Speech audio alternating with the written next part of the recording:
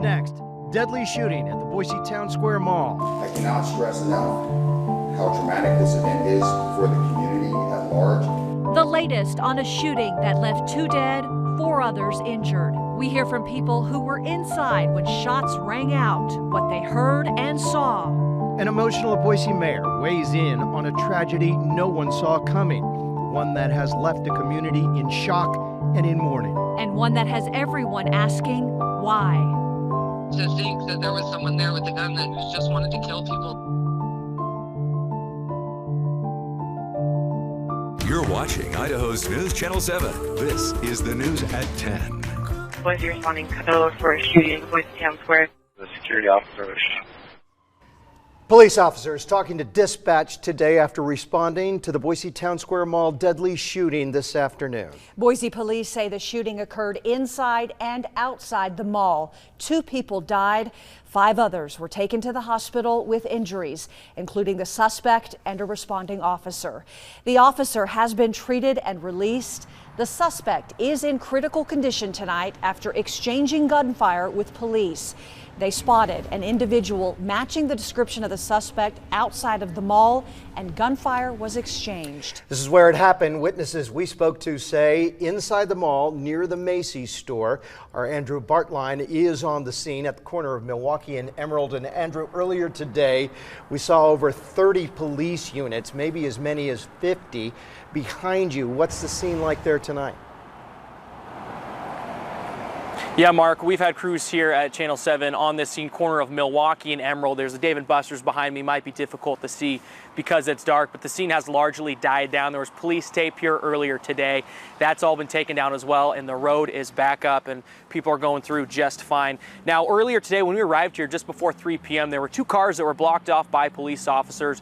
There was 1 car that appeared to have bullet holes in the passenger side window and the driver's side window. There were dozens of police officers putting down evidence markers as well. They use those to mark things out of potential crime scene that is of interest. It's unclear what they were marking exactly, but typically you'll see that to mark things like a shell for a bullet or something like that.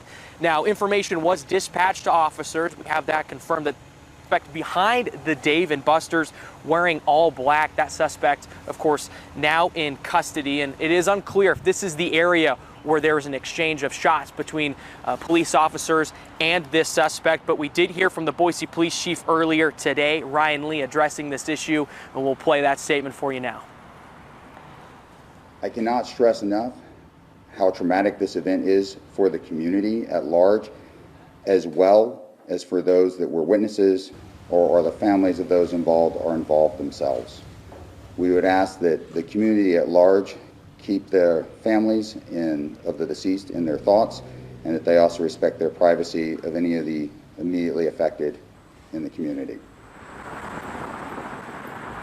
So we know the total right now, most up-to-date information from the Boise Police Department, 7 total people have been shot, 2 killed, 5 injured. Of those 5 that are injured, we know one's a police officer, you mentioned Kim, that has now been released from the hospital, and that suspect as well, they say that he's severely injured in critical condition. It's unclear about the details, what transpired between shots with police officers and this suspect. We couldn't get any additional information from the Boise Police Department right now, but we do know that, of course, that injured officer is released. And then Boise Mayor, Lauren McLean, spoke to this as well in that press briefing, showing some sympathy for people that were at the mall today, and of course the victims as well, and everyone impacted. My heart goes out to those who sheltered in place, those who saw this crime, those who weren't sure if they'd see a loved one again, or who knew that they had someone they cared about in the mall. Now, the Boise Police Department tells us they're not answering any questions right now because this is an ongoing investigation. There's also a separate investigation as well with the shooting with that police officer. That's going to be led by the Critical Incident Task Force. It'll be the Meridian Police Department that's at the head of that investigation as well. Mark, Kim. All right, Andrew, thank you. Brookfield Properties, the owners of the mall, sent this statement this evening. We are heartbroken and we are working closely with the Boise Police Department as they investigate the circumstances that led to this terrible tragedy. We are grateful for their quick response and continued partnership. They went on to say this is devastating for the entire community. Our thoughts are with the victims' families and friends during this unimaginable time. The mall also said, out of respect for the community, they will remain closed tomorrow. The sound of shots resonated throughout all corners of the mall for those who were shopping or working as everyone inside scrambled to safety. Katya Stepovic spent the entire afternoon talking with witnesses and others who experienced something they never dreamed they would have to experience here in Boise. Katya joins us now with what they say happened in their own words. Katya?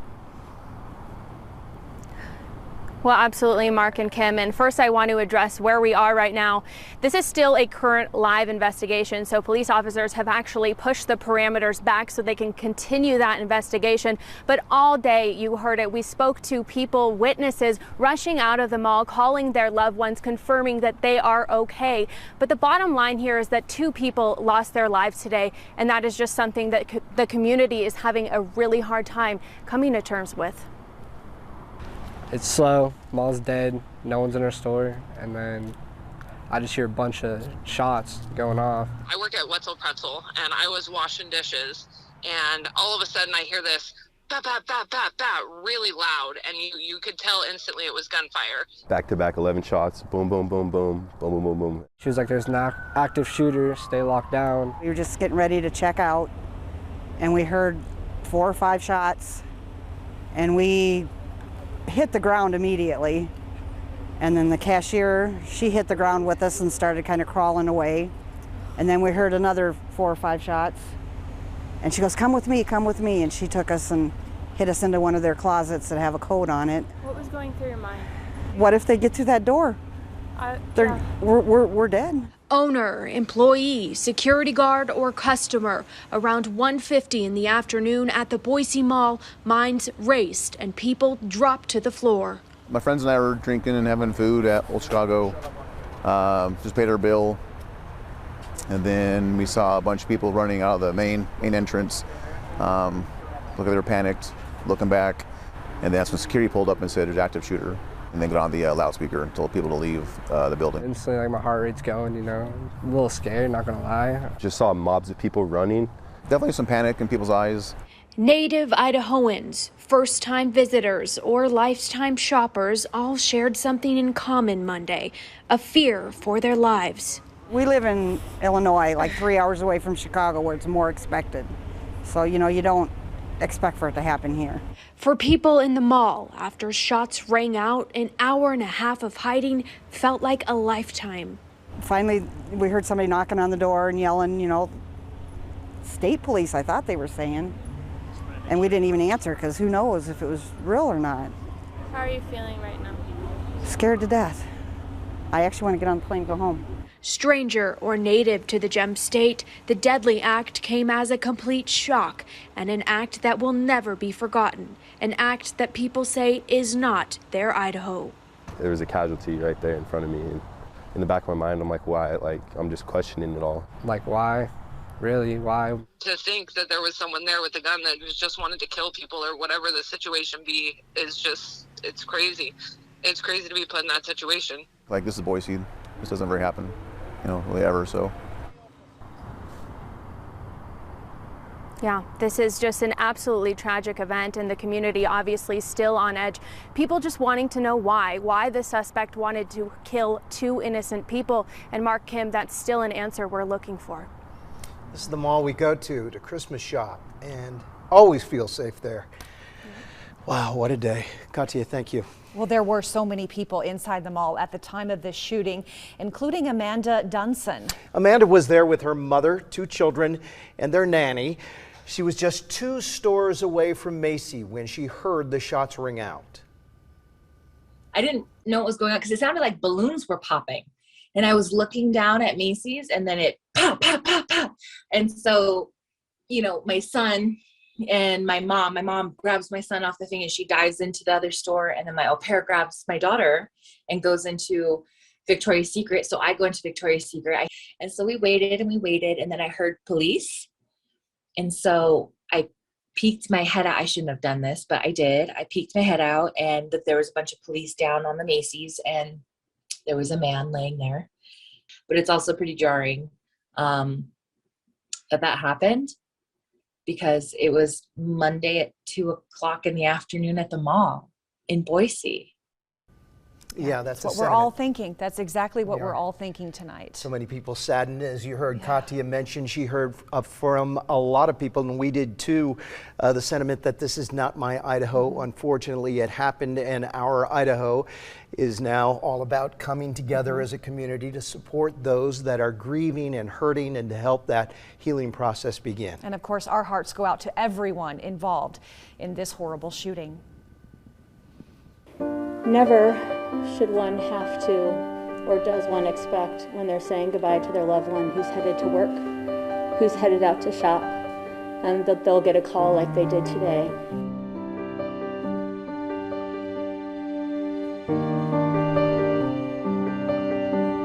I am deeply, deeply sorry for the pain and trauma that you've experienced.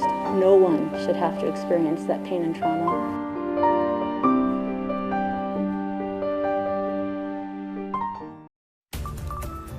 Let's get to the state's latest COVID numbers now. The state reporting 1,090 new confirmed and probable cases today, along with 15 new deaths. That brings the statewide death toll to more than 3,400. Some good news, hospitalizations continued to drop. Right now, 538 people are hospitalized with COVID. That's down from a high of 793 about a month ago. On the vaccine front, more than 54% of eligible residents age 12 and older are fully vaccinated. More than 82,000 have received an additional shot or a booster shot. And check this out. Listen to this. That is the wind on the Golden Gate Bridge, and you can hear it whistling as it tries to break through the grates of the iconic bridge, which refused to buckle in the wake of 60-mile-per-hour winds, the strongest storm to hit the Bay Area in nearly 30 years. I think I'd be a little bit nervous if I was behind those windshield wipers driving on that bridge right then and there. Yeah. Well, the recent rainfall in our area is prompting a warning to stay off the trails in the Boise foothills. Ridge to Rivers announced on Facebook that people should stay off the trails for at least the next several days to allow them to dry out. The recent rain has left the trails muddy, and because of that, they're susceptible to damage. Ridge to River says that includes some of the more sandy trails. All right, well, the weather's still pretty gloomy out there. I know you can't tell from this shot, but meteorologist Bree Eggers will back me up on this one. She'll let us know if we can expect more rain, if so, maybe how much, and when it's expected to come.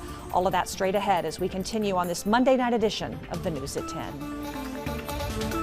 From News Channel 7, time for 7 First Alert weather. It's been another soggy day across the region, with that steady access of rain sliding a little farther to the east, affecting the Magic Valley today and heading up into the central mountains. But still, we managed to catch in on 0.4 of an inch here in the Boise area. And if you add up all the totals for Boise, Friday, Saturday, which wasn't a big rain day, but Sunday, Monday, it takes us up over 1.5 inches in precipitation throughout this entire rainy event. As we take a look at our almanac for today, how about our low temperature? Actually, our current temperature in Boise right now, 44 degrees. It will be even colder waking up tomorrow morning. I think even a little closer to this average mark for our low in the upper 30s. So tomorrow at the bus stop, while you may not need the rain gear, you might need the heavier jacket or the heavier coat. And this is good news. It's not often, at least in the last year or so, that we've seen a plus sign in this month departure for precipitation, more than 1.25 inches above average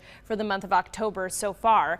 And so it's been a pretty decent month in the way of precipitation for us. I mentioned before, our current temperatures are our technical lows so far for the day. 44 degrees in Boise, 43 in Mountain Home. That's happening because we're actually seeing a break in the rain and a break in the cloud cover as well. So a lot of that moisture and a lot of that heat that we've been storing in near the surface is finally breaking apart, mixing back out into the atmosphere. and our temperatures are dropping. So some clear skies, you might even catch some views of some planets and stars for some time overnight tonight, but we do have more rain on the way for us tomorrow. It's not an overly rainy day. It's not an all-day rain event. As we run through Futurecast here, you see that for the most part, it should hold off until the afternoon and early evening hours. There may be a spot little light sprinkle here and there during the afternoon, but it's really during that drive home time, 4 to 6 p.m., that we have our best chance for some light showers to work through.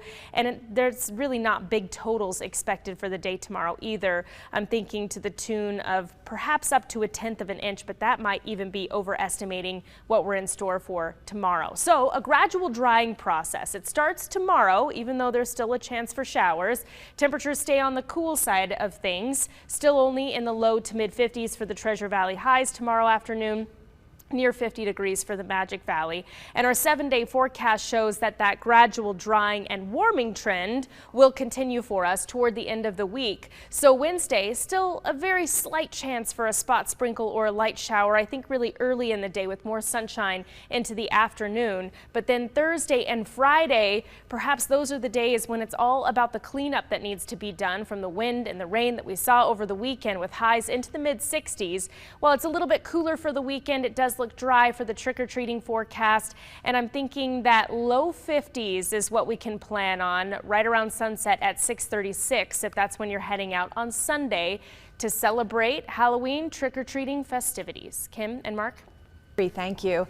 Back to our coverage on today's mall shooting. 2 people were killed and 5 others injured when a gunman opened fire inside and outside the mall. So many people in our community are hurting and grieving tonight. Really are. Unimaginable tragedy that we have reported on countless times, happening in cities around the country, but not here until today. As we go to break, more from one of the many who lived through a horrifying tragedy. Getting ready to check out, and we heard 4 or 5 shots, and we hit the ground immediately. And then the cashier, she hit the ground with us and started kind of crawling away. And then we heard another 4 or 5 shots.